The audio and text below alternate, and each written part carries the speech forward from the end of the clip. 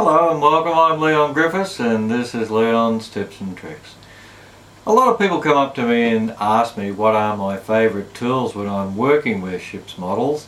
So I thought what I'll do today is just show you some of the more serious tools that you can come up with and some of the basic tools that you should be using and practicing with all the time.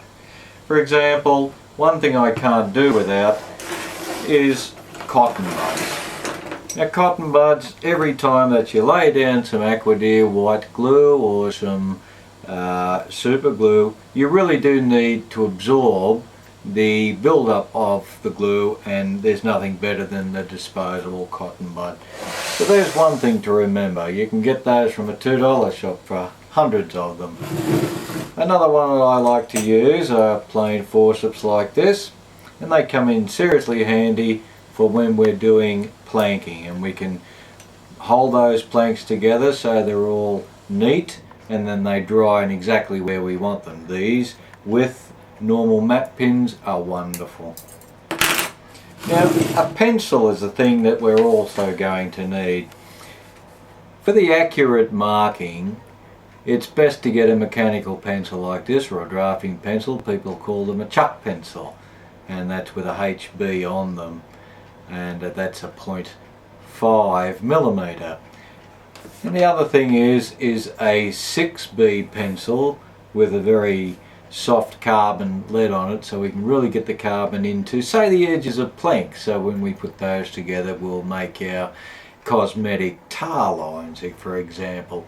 So two of those. Now don't forget that carbon pencil, even if it's writing on paper or writing on wood, you can remove it with a normal pencil rubber. That's one thing that you've got to remember. Other things that I like to use, steel files work wonderfully well on hard timber. A nice pair of long nose pliers, long nose tweezers is also good. A chisel, a wide chisel blade for your scalpel, a thin chisel blade for your scalpel, and the traditional number 11 scalpel piece is ideal.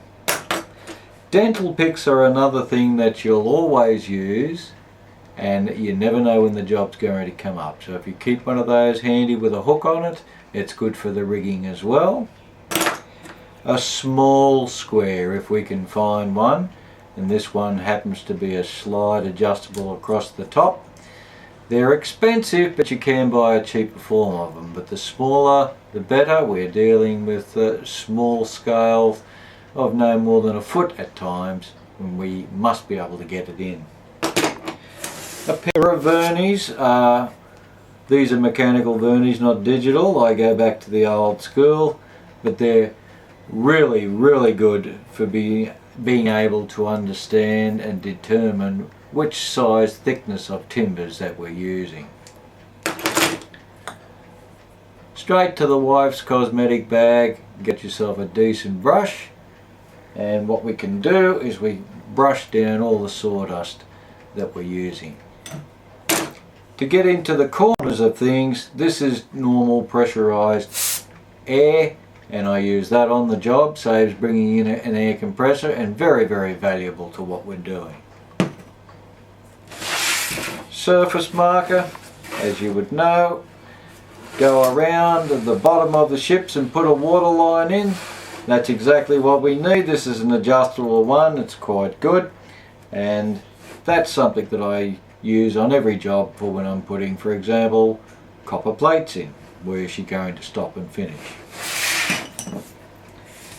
Extra pair of hands for when we're actually doing some detailed painting. Put it in the job and then you have two hands free to away you go. These things are very, very handy. As you can see, mine is very, very used. Proportional dividers. Get yourself a holder. Don't throw these things around the bench. They've got to be absolutely precise. Can't do without them, and invaluable when we're dealing with plans that have been photocopied. There's always going to be differences because of the photocopiers have got different brands and different settings. Be careful. Instead of using scissors, I use a pair of shears on my rigging cord. These are a beautiful pair from Asia, and as you know, some of the best steel in the world comes from Japan. You can't do this sort of hobby without a Dremel. I use a Dremel and I've got all the attachments in the world to put in there, and this makes my life really easy. And one of the last things I should say is a visor.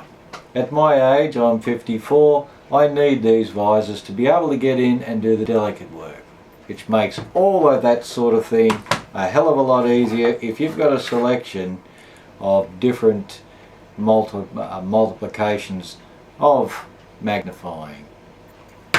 And the last thing for today is a couple of cushions. As you can see here, we've got plywood down the bottom, foam, and it's got a little bit of material wrapped around.